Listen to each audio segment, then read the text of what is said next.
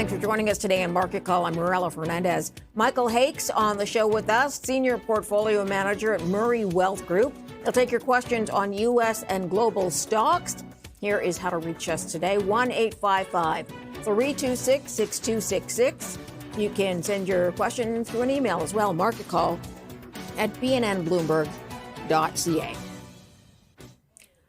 Michael, thanks very much for joining us today. Let's talk about the North American markets starting the month and the week down. What do you expect to see play out as we begin to wrap up to the end of the year? Yeah, Morella, thanks a lot for having me on today. We really are looking actually towards next year already, believe it or not. And as long as the remainder of 2025 holds, we'll witness a rare three-peat of double-digit earning gains in the market, and it's driven mainly by stability. However, we think the easy money may be over from that multiple expansion combined with earnings growth. And next year, we'll really rely entirely on earnings execution, the ability to leverage your business model through Gen AI or drive revenue growth through Gen AI, those sorts of drivers looking into next year. Okay, so are there certain sectors you see clearly that will be able to make that jump? We haven't seen those sectors leverage Gen AI yet, but the sectors that are obvious to us are financials. The financials market, there's a lot of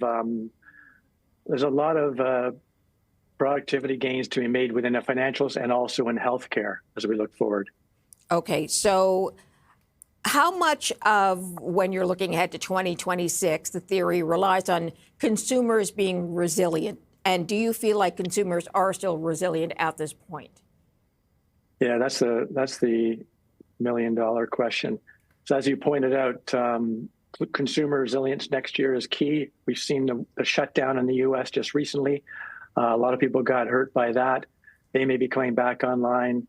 There was some manufacturing numbers today that were weak. So there's not a lot of exuberance from the traditional consumer out there.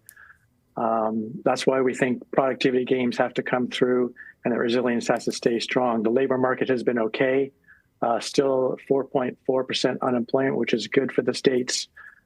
And then inflation, of course, is the next thing we have to look at for what the Fed does going forward. It'll be stickier due to this global deglobalization, the continued threat or changes in tariffs and the uncertainty there, which lends business to be uncertain in terms of what kind of strategies they're going to put forward over the next 12 months. So there's a lot of uncertainty. But we feel rates are going to be coming down directionally next year, both in Canada and the U.S. That'll support the market as a whole. For what we expect towards the end of the year on the central banks, is that already, you think, moved in the markets? It's already baked in? It's partially baked in. I think there's so much rhetoric we have to subject ourselves to every day from south of the border. We try to look past that, a lot of that noise. And if you look at estimates for next year for the S&P 500 specific, they're coming in around $300 to $350 range. That's from this year, which is expected to come in at about 275. So if you look at earnings growth for next year, it could be between 9% growth to 18% growth. So quite a wide margin. And that's really driven the high end of that range. 18% is driven by people who expect those productivity gains to come through faster than expected and the sustained consumer resilience. And on the flip side of that, the lower end of that range is less consumer resilience and less productivity gains. All right, Michael, let's take a quick break. We will line up some phone calls and some emails from Michael Hakes of Murray Wealth Group. Again, he's taking your questions on U.S. and global stocks. Here's how to reach us. We're back in just a moment.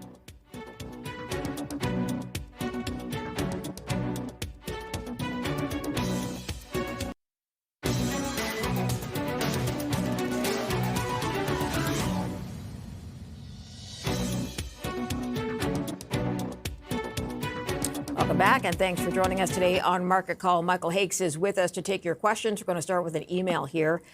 This one is about Nutrien. It says, what's up with Nutrien? Would you think it's a buy, sell, or hold these days? I bought it when a target price of 85 to 90 seemed reasonable. Thanks for your thought. The email is from Gil. And Nutrien today at 83, I have it, 83.22. So it's up a little bit on the day, Michael. But what are your takes on Nutrien? Yeah, thanks a lot for the question. For anyone who doesn't follow the ag space, Nutrien is a world heavyweight. They've got this unique setup where they dominate the wholesale side, which is producing potash, nitrogen, and phosphate, but they pair it with this massive global retail network that sells directly to farmers. And that vertical integration is huge. And the stock has had a nice run. It's up about 25% over last year. And this move really makes sense because the global potash market is finally tightening up, partly because of production cuts for some big competitors, and fertilizer prices have stabilized after all the volatility we've seen over the last few years. And I think you should stick with it. The management team is executing a simplify and focus type strategy where they're doing two smart things. And the first one of those is aggressively cutting costs, aiming at about $200 million in savings. And number two, they're leaning on their retail network to sell proprietary products like special seed blends. And those types of products carry much higher weight than selling generic fertilizer. So I think the valuation is okay here. It's trading at about 13 times earnings, which is about in line with the average. So I'd hold on to it here. Okay. Thanks for the question. Thank you for Gil for emailing us with the question. Let's go to Elliot. He's on the line in Hamilton, Ontario. Hi, Elliot. Good afternoon. Anecdotally, the people I ask are still using DoorDash. The loyalty program is good. The growth seems to be there, but the share price has gone from 280 down to 200. Your assessment, please. Would you buy it today? Thank you for the question. DoorDash is at 206.39 today. It's actually up $8 on the day. But is DoorDash something you've ever invested in? Is it a stock you like? It's not one we've invested in historically. It's one we're on the radar with because we do own Uber, and they of course have a delivery business as well. But DoorDash is morphing away from a delivery app and moving into local logistics and that sort of thing. So it's definitely one we keep on the radar. As you mentioned, it has been choppy. In terms of the global footprint, it has. I think they tried to acquire Deliveroo in October of this year, and that's just not a bolt-on. It puts them nicely into the UK, Europe, and the Middle East. So that's a good move. It is expensive. They don't have much in the way of earnings, and they do have some EBITDA. So that's it's still moving from that not so profitable to more profitable, but. Over the longer term, if you believe that they are going to be successful in the delivery business, then it could compete with Uber and the DoorDash of the world. But we currently don't own it, and it's not on our what I call our focus list for companies we could invest in the future. When you said they're getting more into logistics, could you explain that a little? It's just the whole logistics of delivering food from the restaurants to the consumer, just getting better at what they're doing. Got it. Okay. All right. Let's move on to our next caller then. Mike's on the line. He is in Ontario with a question. Hi, Mike. Yeah. Can you tell me, would you buy Nvidia at this price for a long-term hold with so much growth? Okay. Ahead. Growth is what you're looking for. We'll talk to Mike about that. Nvidia's been hovering around 179, 180, far off its high, which was well over $200 at one point. And I know it's a lot of the steam seems to have been let out of Nvidia. We're seeing more competition in the space.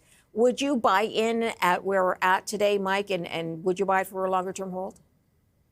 Yeah, this is a great question because it comes to the heart of what's going on in terms of Gen AI and NVIDIA being the leader in terms of offering those chips to all the Metas and Googles and Microsofts of the world. The demand is insatiable. It's still insatiable. They just reported their Q3 numbers, which were excellent, even above the very, very, very, very high expectations in the street. In fact, on the day they announced, the stock was up to start with, and then over the course of the day, it ended up down. So there's a lot of expectations built in. It trades at about 39 times this year. It trades on next year. It's because it's still growing dramatically. It trades about 23, 24 times next year. And that's on, and get this, it's still growing at 55% revenue growth. So huge revenue growth. Margins are still coming through so if they can deliver, let's say 55% revenue growth next year, then EPS growth is at 61%. So it's still very high revenue growth, EPS growth. They're still getting some margin expansion, but they are benefiting from great pricing. So we did see Broadcom and Google announce that people are starting to buy their chips potentially in place of an Nvidia chip. Potentially, it's still unknown because Nvidia is charging so much for their chips that people are potentially finding alternatives for their uses. So I'd be very cautious. We do own Nvidia. We also own Broadcom. The key for next year will be not only for that demand for chips to come through, but also all those people who are buying chips need to see their revenues come through. So the Googles need to see revenues from me and you buying monthly subscriptions to their large language models. Corporations needs to also start to utilize the large language models. So that everything will need to come in line over the next 2 to 4 years. Thanks for the question. Okay, we hope that's good for Mike. Let's go to another email from Al. He says, please explain what's going on with Uber. It's been steadily falling. Mike, I think you said Uber is something that you are or have been invested in. We'll pull up that line chart in a second. But is Uber something you have held for a while? Is it going to be a long-term hold for you? Yeah, that's a good question. It is one we've held. To the previous viewers' question about DoorDash, we owned Uber prior to their profitability, way back when they were talking about a 2 to 3 year view of getting, 3 to 5 billion in EBITDA. So we have owned Uber for a long time, and we would be buying. Actually, Uber's been weak over the last few months, pulling back 10% or so, and now they're tough. If you fast forward to the next 2 years, they're potentially going to hit 10 billion in EBITDA next year, which would be up 25% from this year. So they're still growing also very strongly. The weakness really comes from all the news about robotaxis in terms of what Tesla is doing, and also robotaxis from what Waymo is doing and launching in their markets by themselves. Waymo and Uber are partners in several markets in Austin, Atlanta, and Phoenix. But Waymo is going alone in some of their own markets. So there's an overhang that potentially down the road, Waymo may not use Uber as their go-to to drive traffic to their Waymo robotaxis. So that's the kind of debate we're seeing there. Uber has launched successfully a driverless fleet with WeRide in Abu Dhabi. So they do have some experience of launching their own fleets. So there's lots of going on in autonomous now. But Uber is actually very successful in what they call their membership model, their Uber One strategy, where they also sign me up to a monthly subscription where I have both food and mobility. And they have there's a lot of stickiness if I sign up monthly, and I'm less likely to use a DoorDash, to your viewer's point, or Lyft. So it's that Uber One is very sticky. Okay. We're positive on Uber. Just out of curiosity, you mentioned Waymo's going in some markets on its own. Doesn't it need the logistics that we spoke of from Uber, or is it sort of doing well on its own that way? It does. So I think they're doing both. They have this dual strategy where they use Uber because everyone has Uber on their apps now, and then they use that to drive traffic to these Waymos that are relatively unknown. And at the same time, they try and go direct to the clients in some markets via a Waymo app. So it's a dual strategy, which is somewhat risky for Uber, because then there's a risk that if Waymo is very successful and it gains some traction, that Uber becomes less important for Waymo and those markets that Waymo's going alone. Got it. All right, we're going to take a quick break. We'll line up some more phone calls and emails from Michael Hakes of Murray Wealth Group. He's taking your questions on U.S. and global stocks. Here's how to reach us. We're back in just a moment. Stay tuned.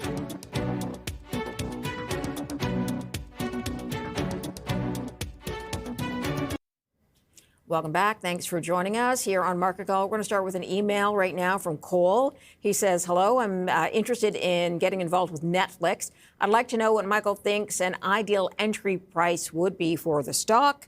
Thanks very much. We'll pull up Netflix and have a look at that. Netflix has done very well to grow its audience. It seems to be the streaming service people want to use on a regular basis. Let's take a look at the line chart and see where it's at to discuss whether or not you see an entry point that's reasonable. It's at 108.55. It's been trending down sort of since the late summer, I'd say, Michael. It's up a little bit on the day. But would you enter at where we are today? Yeah, this is a great question. We have owned Netflix in the past, and I think that it's on our focus list. So we're definitely interested. And to your point, it's definitely the leader in the space. My family and I watch Netflix all the time, and the other two offerings are down the list in terms of how many times we click on that. But there's very specific drivers that the management team at Netflix is leveraging, and that is one, the crackdown on password sharing, which has forced all those free riders to finally pay up, and they're also rolling out they've rolled out an ad-supported tier. For those who are price sensitive, they can watch ads to support Netflix. So, and also the management team has got some additional strategies where they're going to live events. So the World WWE Wrestling is one they've rolled out earlier this year, and I think Christmas NFL there's some games coming to Netflix as well. So they've been very successful adding that advertising tier. The stock is not cheap, to your point. It's traded about 40 to 45 times earnings on 15% revenue growth. So it's not cheap, but they're the best in class player. They've effectively won the streaming wars from both Disney Plus and Warner, who are both trying to make it all work for them, their traditional business converting into a streaming player. To your point on the question on price, we would get more interested at $90 or below. Interesting. Okay. And any particular reason you see for that slide since sort of mid to late summer? No, I don't think I've seen anything specifically for Netflix in terms of the news flow. It's just overall market probably weakness, broadly speaking. Okay. All right. Let's move on to our next caller then. Jack is in Barrie with a question today. He's in Ontario. Hi, Jack. Hello, good afternoon to both of you. I would like to ask the gentleman, please, about Nova Scotia. Where did they see it going to the end of the year and next year, especially with the earnings coming tomorrow? I will appreciate your answer. Thank you very much and have a nice afternoon. Okay, so Bank of Nova Scotia and the banks are beginning to report. So let's take a look at financials first generally. But Bank of Nova Scotia, are you guys invested in any of the major banks? If so, which ones do you like? Yeah, it's a crucial week for the financial services in Canada.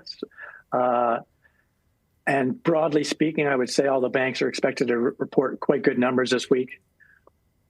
We do own Scotia. In both our portfolios, in our global growth portfolio and our income growth portfolio. And the stock has had quite a good move this year, going from 60 or so, mid-60s earlier in the year up to 96. And it trades, roughly at 13 times. And it's really the one that's a turnaround in Canada.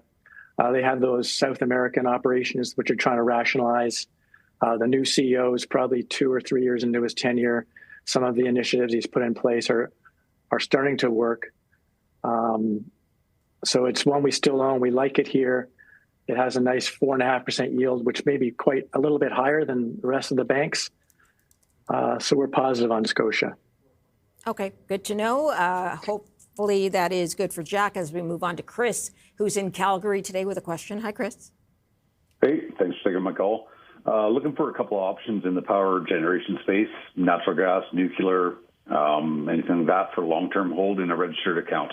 Thanks. Okay, thank you for the question. Where are you going on the energy space? Everybody's going a little energy crazy, but where are you landing as far as decisions on what kind of energy space you want to invest in these days? Yeah, it's definitely a very popular area to be in. In our global growth fund, we own a company called Hammond Power Systems, which is leveraging its positioning in what they call dry type transformers, which is definitely leveraging itself to the build out of data centers in the U.S. and around the world.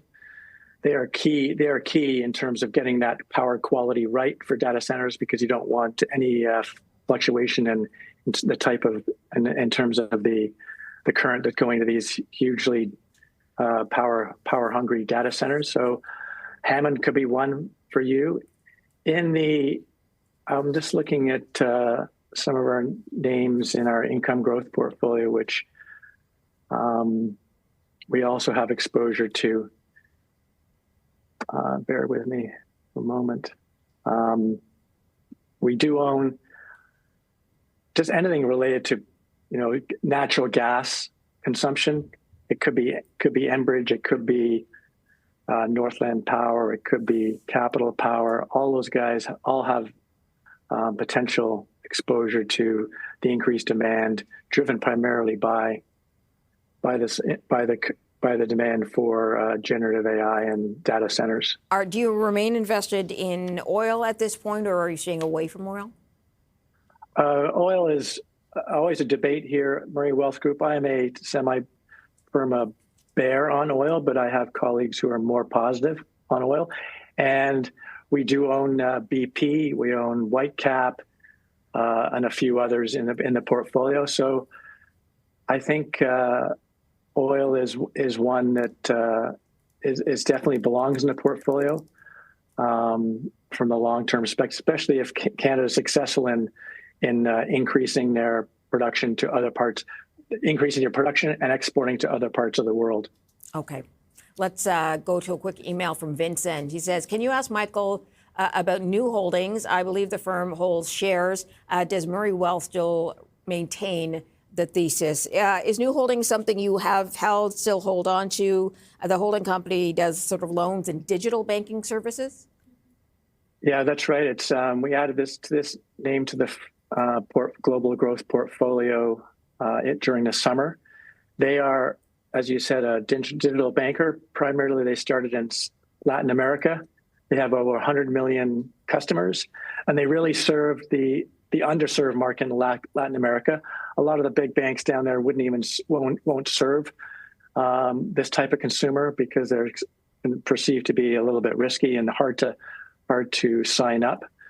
So New's really taken advantage of that and have been very, very successful. They just got a banking license in the U.S., for example, as they want to try and leverage their platform. We're very positive on New and their ability to leverage that underserved base. The revenues are growing between 20 and 30% for the next 2 or 3 years. They have a very successful execution track record. So New is one we like over the next 3 to 5 years. Okay, let's leave it there for now as we go to a quick break. When we come back, we'll take a look at Michael's past picks. That's coming up next.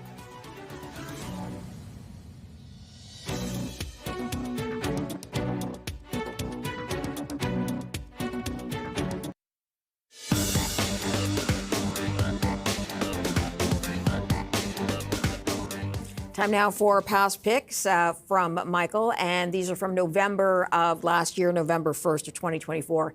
At the time, Michael, you picked Aritzia AZT on the TSX. 45.60 is where it sat a year ago. Now it's up to 110.69.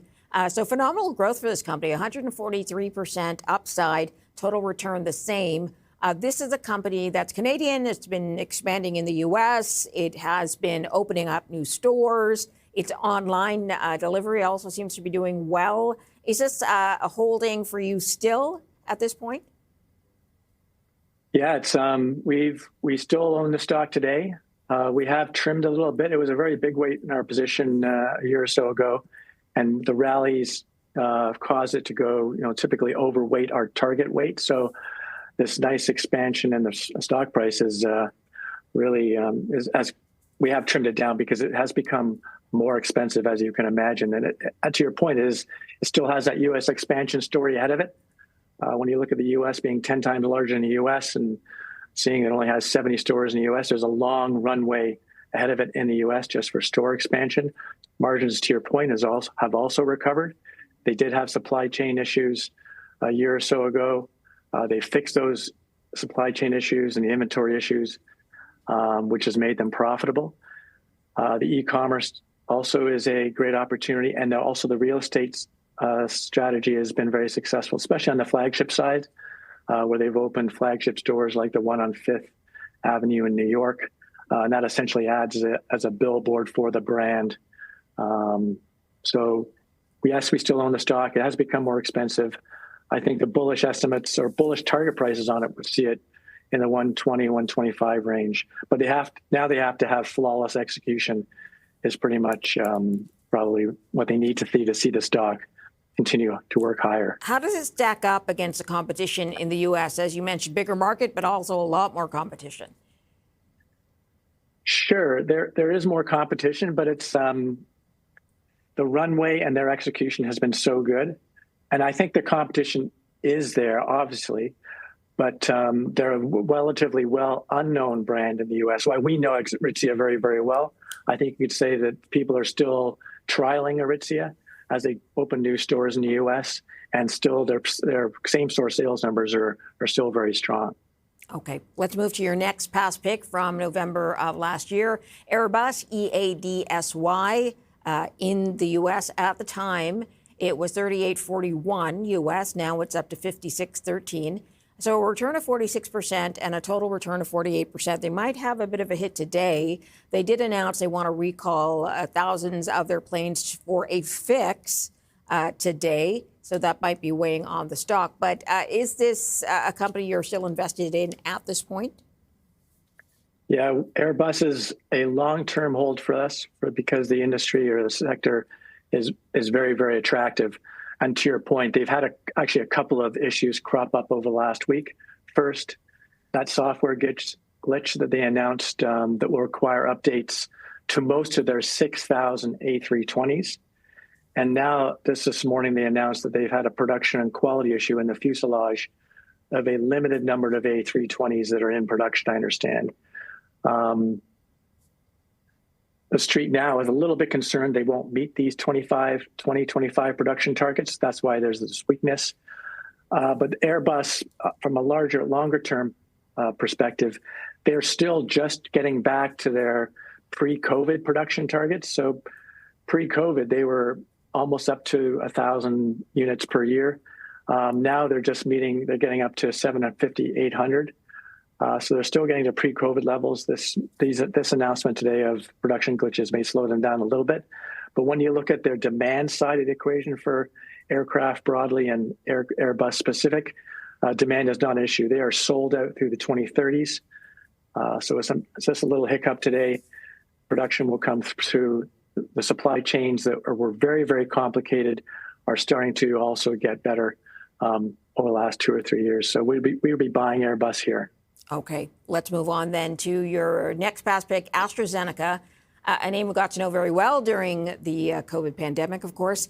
You recommended it a year ago at 71.42 U.S. It's up to 91.72 today, 28% upside, total return of 31% upside. Do you remember how long you've held this? And we've seen sort of pharmaceuticals get dragged down at the start of the year, some of them beginning to bounce back a little bit now. Have you trimmed it all for AstraZeneca? Is it something you are investing more in when it was dragged down, if it was?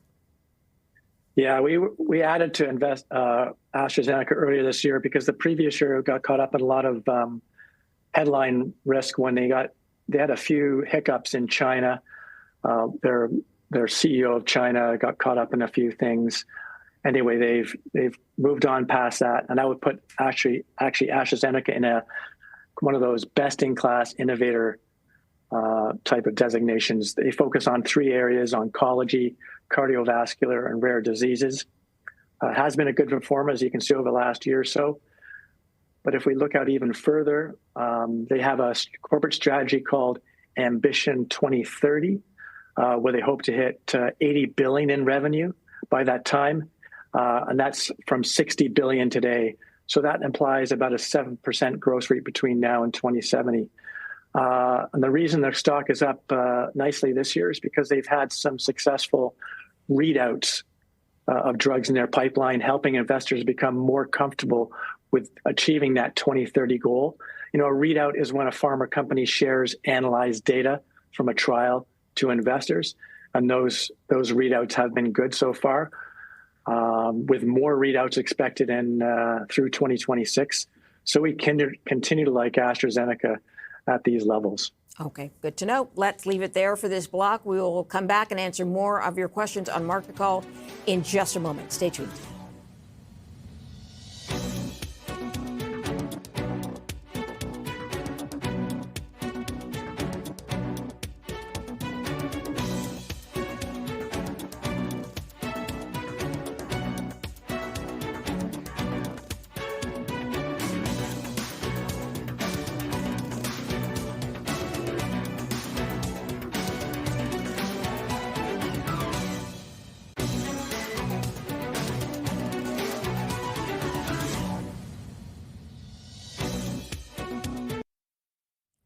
Welcome back to Market Call. Let's go to the phone lines. Pat's in Hamilton, Ontario, with a question today for Michael. Hi, Pat.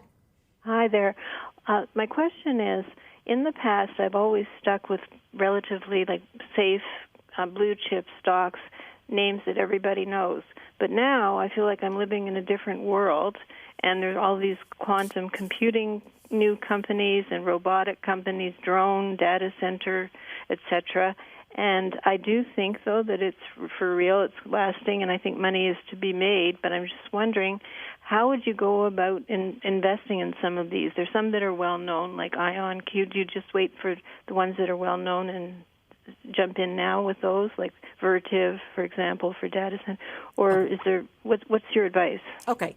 So, Michael, we talk about investing around data centers, right? The energy source, the construction teams that are going to build them, the engineers that are planning them, the companies that are investing in the build out as well. Can you?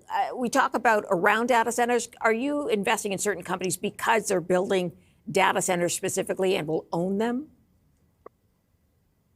Yeah, it's a very tough question because the ecosystem is broad and many companies have their fingers in potentially that Gen AI pie.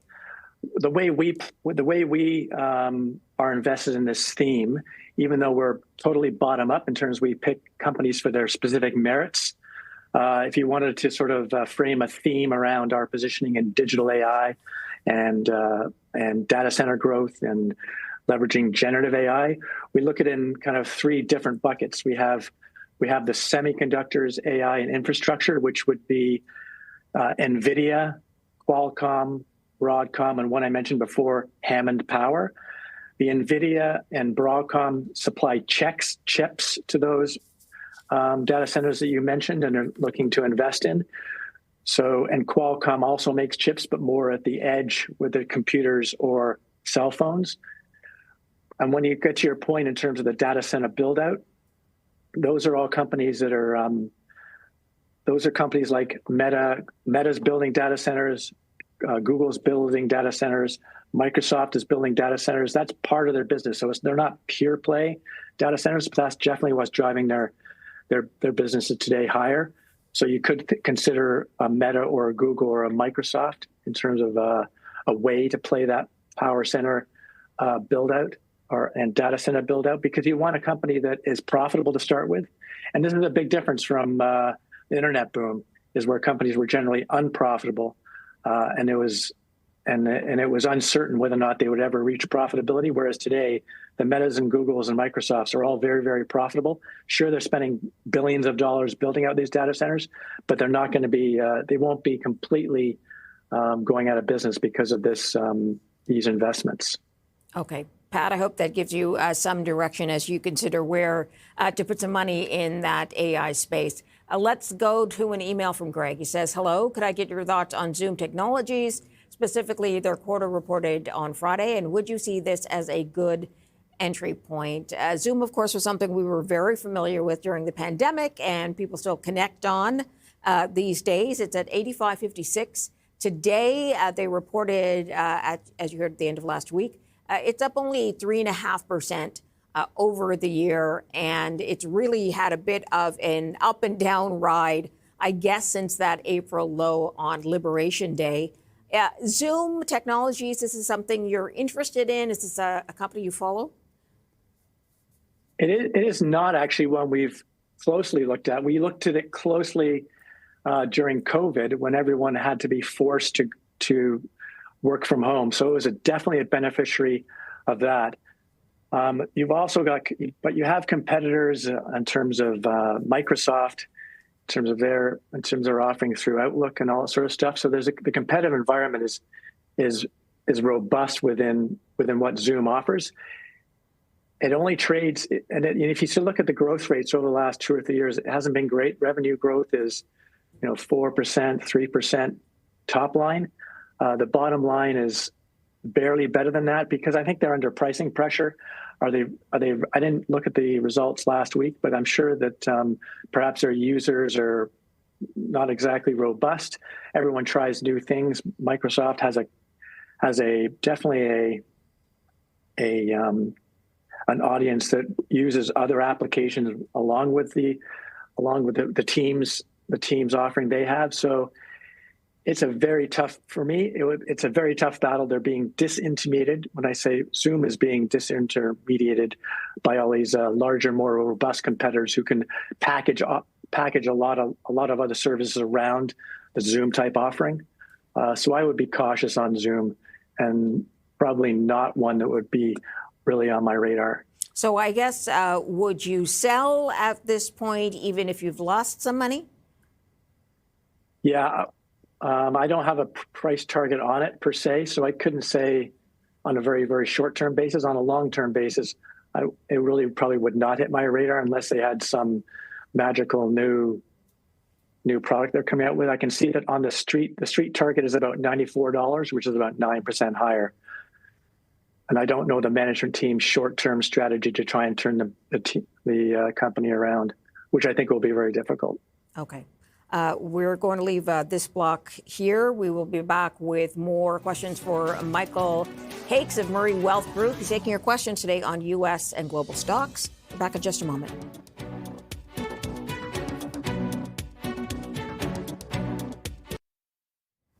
Welcome back. Thanks for joining us here on Market Call. Michael Hakes is with us today answering your questions. Let's get to an email from Rob. He says, what do you think of Ford as an investment? I'm going to put a little overhang on this because we have had the tariff situation really uproot a lot of the supply chains for vehicles. And Donald Trump, we know, wants a lot more built in the U.S. Would you invest in one of the car companies right now, Ford, one of them? We don't, and we haven't got any exposure to the well-known OEMs. We do own Linamar here in Canada, very well-known name for as a part supplier to the big guys. In terms of Ford, you've essentially got three companies when you're looking at Ford. You've got the traditional gas and hybrid car market. You've got Ford, the new electric vehicle startup. And you got Ford Pro with their very successful commercial van and fleet business. So those are kind of three different companies. They have been investing a lot in, obviously, the EVs type of the part of the market, which has kind of slowed down in the U.S. So all the money they put into it last 2 or 3, 5 years has not been, they haven't seen the profitability there. So that's an overhang in terms of how much they continue to allocate to the electric vehicle market. The stock is quite cheap, as you would imagine, growing quite slowly. On top line basis, you're seeing, well, flat, really. To your point on tariffs, that's still a flux in terms of the impact they have on pricing to the final consumer. It's a very, very, very tough market. We wouldn't. It's a mature market. You've had more competitors in the market. So if you move from 16 million cars a year, I think the past peak was 17 to 18 million. That would be an extremely bull case and good for Ford if that happened. However, I don't think the market is expecting. Yeah. Okay. And then Ford is not one on our radar right now. But thanks for the question. Okay. We're going to take a quick break. Then we'll be back with new picks from Michael in just a moment. Stay tuned for that.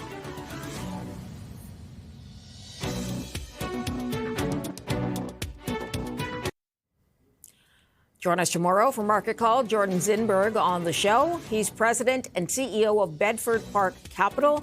He'll take your questions on Canadian small and mid-cap stocks. That's tomorrow. And time now for new top picks from Michael Hakes. We begin with the first one, United Health, UNH, on the New York Stock Exchange. This is a stock that has been battled down quite significantly, sitting today at $325. At 67 at the high a year ago on the 4th of December was 610.79 is what I have here. So a lot has been going on with this company. Michael, why do you like it? Is it sort of picking it up on a bargain? You think it'll come back? Yeah, this is one of our top picks because they are essentially the central nervous system for the U.S. healthcare system. They don't just insure people, which they do through their United Healthcare division, but they also, through their Optum division, own hospitals and the data and pharmacy benefits and the payment system. They are a massive vertically integrated company. And to your point, they are definitely in the penalty box.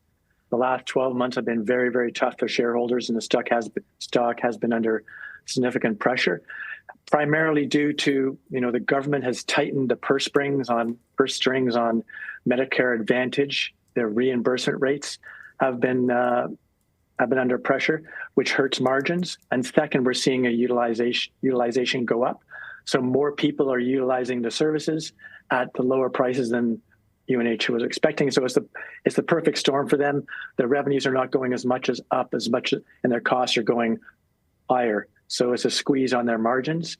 You're also had headline risks over last year because there's Department of Justice antitrust investigations that, of course, scared off investors.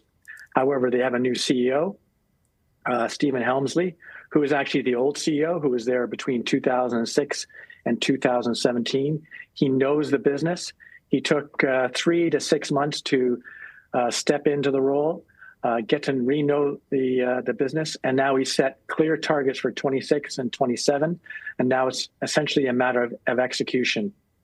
In terms of the valuation, we think the company is under-earning here. If you believe the stock can get back to close to $25 in earnings, which is what they earned back in 2023 before they had this sort of perfect storm of issues. If they can get back to $25, and the street's not expecting that at all, the street is now expecting $20.27, then you could see some nice upside over the next 18 to 24 months. All right. Sounds good, Michael. Let's get to your next pick, which is Lululemon, a much debated stock, of course, a Canadian brand that has gone global. Its stock also very dragged down considering the competition. Why do you like Lulu moving forward? Yeah, competition is obviously in there, but they are a vertically integrated retail model, meaning that they sell exclusively through retail stores and online, i.e. not through department stores. And to your point, the stock is under pressure because the U.S. is mature now. The same store sales have not come through. In fact, they've been negative for 24 months or so. So that's obviously an overhang as investors don't see that growth in the U.S. However, they're doing very, very well internationally.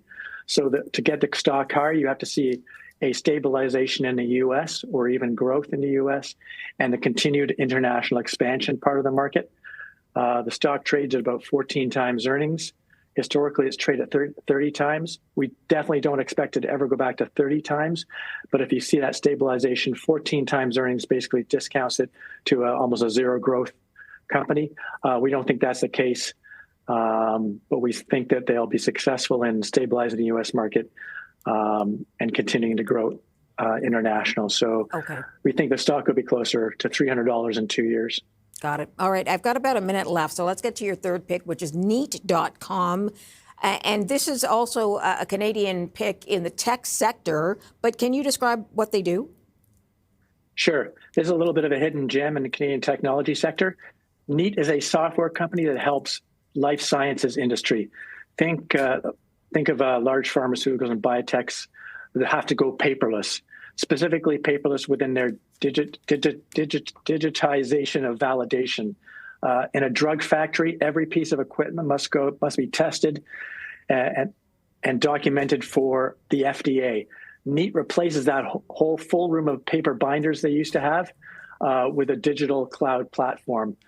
When you look at that chart over the last year or so, it was a strong performer up into March.